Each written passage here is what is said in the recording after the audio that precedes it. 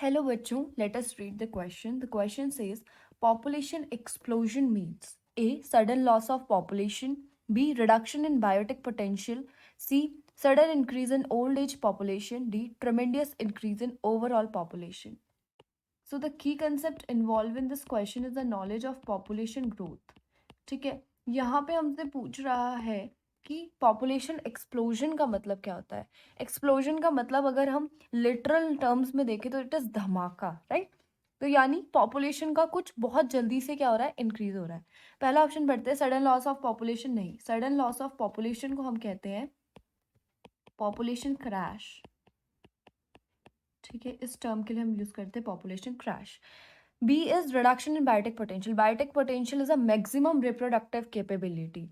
अगर पॉपुलेशन बढ़ रही है तो बायोटिक पोटेंशियल में तो रिडक्शन हो ही नहीं सकता, तो ये ऑप्शन भी हमारा गलत है. Sudden increase in old age population.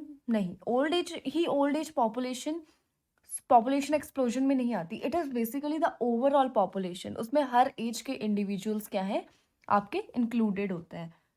Fourth is tremendous increase in overall population. तो ये बिल्कुल सही बात है.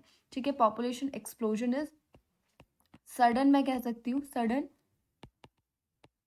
Tremendous increase in overall population. ठीक है, उसमें यंगर एज ग्रुप भी है, मिडिल एज ग्रुप भी है और ओल्ड एज ग्रुप भी होगा. सो the final answer will B tremendous increase in overall population. जैसे कि हमारा इंडिया में भी पॉपुलेशन एक्सप्लोजन हुआ और आज इंडिया की आबादी हो गई है 130 crore. This is due to population explosion. So the final answer will be D. I hope you understood it well. All the best. Thank you.